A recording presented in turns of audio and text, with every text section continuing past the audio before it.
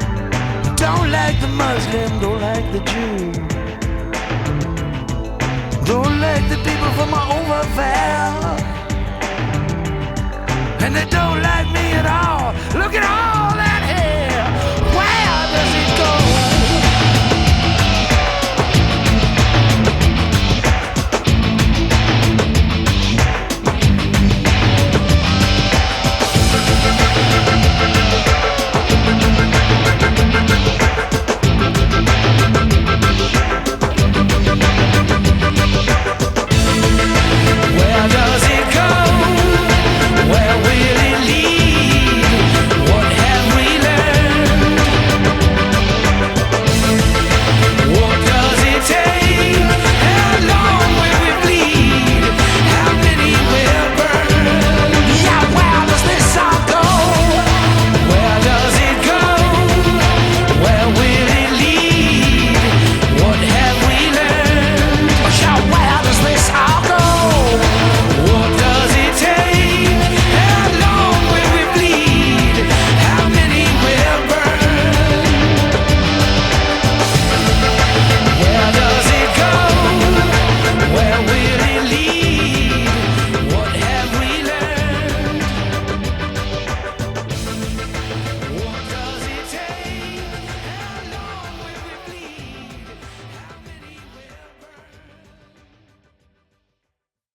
Yeah, those are pretty much the questions. If you are close enough to see it, you are in it. Mm. Wow. Yeah, that couldn't feel any more prescient. That's incredible. This song is like haunting. The other ones tell stories of all the stuff that happened, and then this one is just like, so why are we doing it all over again? It's well, it just shows you that the cycles are there. I mean, they're there to be learned and recognized, and they they've been going on for, you know, ever.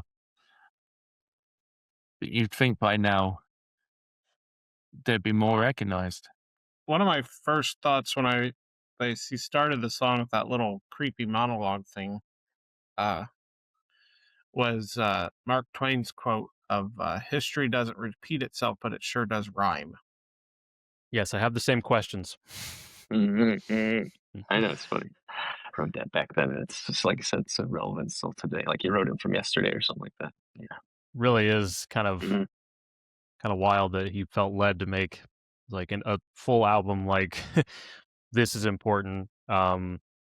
Even in because the 90s, all things considered, there was a lot of like positivity and like it Oh was a yeah, lot of totally. grunge, Yeah, and there were some sure. still counter movements, but overall I think there was this kind of feeling of hope, and like people were like, oh yeah, like we're doing it, Yeah, right. and it's interesting to have he had the foresight. This song ends with hope, though.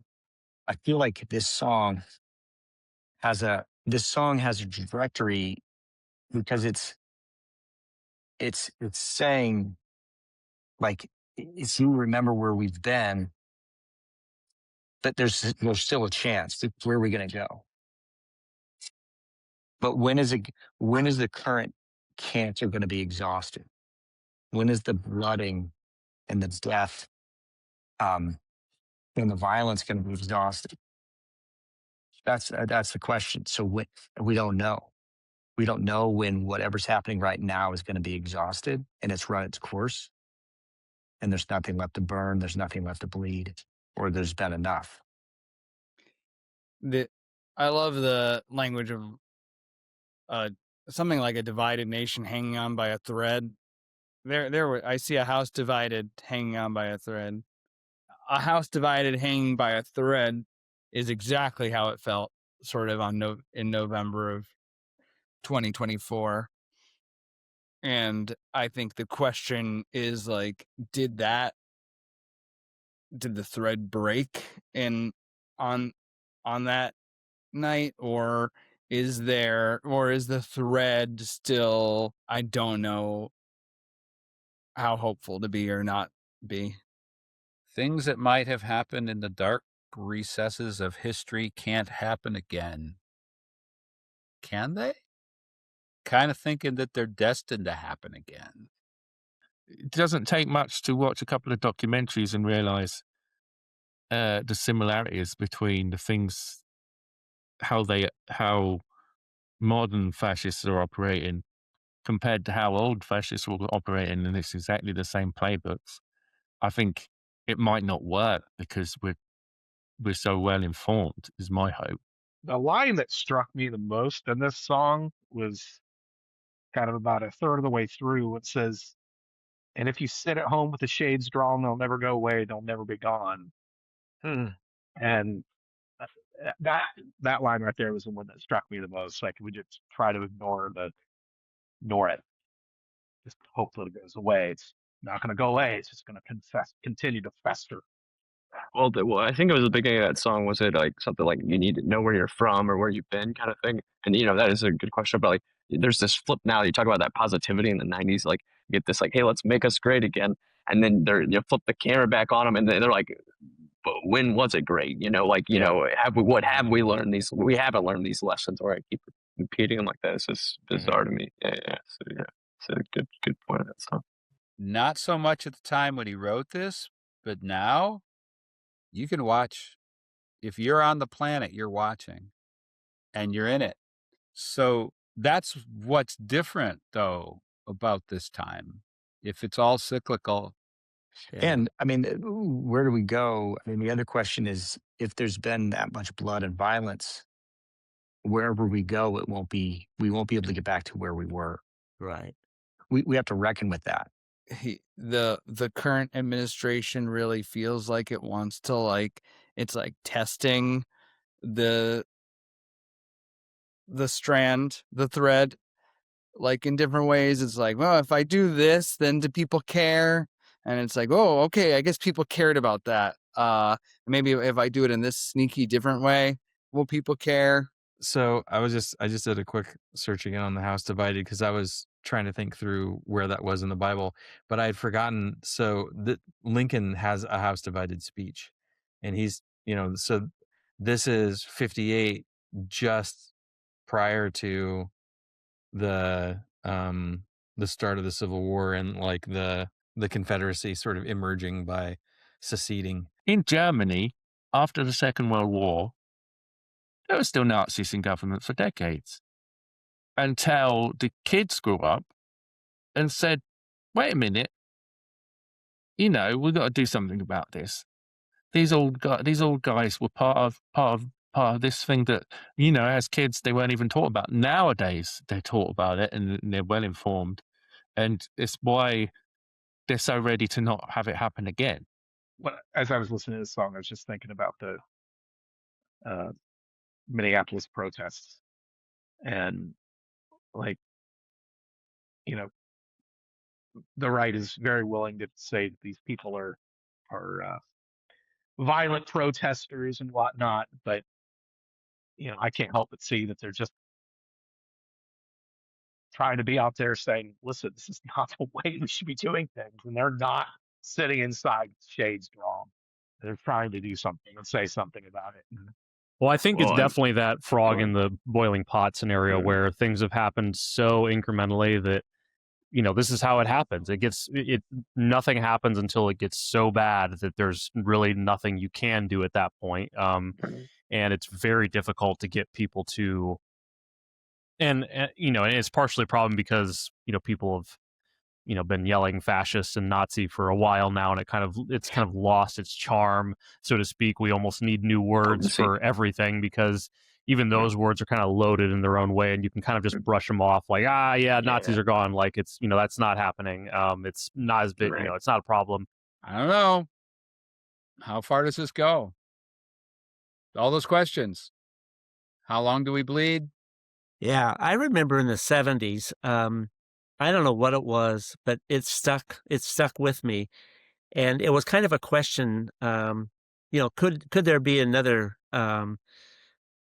concentration camp or another Hitler era kind of a thing? And the simple answer was, of course, as if you have a group of people that you want to somehow diminish, eradicate, eliminate, whatever, you have the potential. It makes me wonder, like, how many generations do you have to get away from a thing before you forget it? We're going to have to fight this well after this administration is relegated to the dustbins of history, because they've been indoctrinating the next generation, and it's going to be tough. At the same time, Americans, the American military is going to Europe to fight against, well, not in 31, but is going to fight eventually in Europe to take down Nazis who were doing all these horrible things to Jews. But in the States, at the same time, like I said before, we're arresting Asian Americans, we're arresting Italian Americans, we're arresting German Americans, people who haven't done anything. That's the 30s. Fast forward 30 years, we're in the mid 60s. We're in the middle of the civil rights movement, right? Repeating it all over again. Fast forward 30 years, we're in the 80s, and just like he's referencing skinheads beating up a guy, smack him on the head, right? Fast forward 30 years, and we're here again. So where do we go from here? Yeah, that's what this is. Yeah? The big unanswerable. I shouldn't say it's unanswerable. It's a question that is continuing to play out. I mean, I guess drawing those through lines of being like, this is how it happened in history. It might not be, it's not the exact same, but some of the same things are happening, and being aware when those things start to add up, and it's like, okay, this is a bigger, a bigger thing that that could be coming down the pipeline. So much is systemic though too. It's like the lot being the system of how we've done humanity for a long time. Might is right. The whole, if you can take it, you take it. Survival. We are still very much in a deep survival kind of mode where you can't have people taking things from you because it's mine and I need it, and and it's very difficult to get people to make those sacrifices when, even though it's everything is on the line, everything that they actually do enjoy, and like the niceties, and being able to sit at home, like it's all on the line. It's like that's all. If you don't do something. Yeah, those are the questions. I mean, basically what it's asking is, will there be anything left?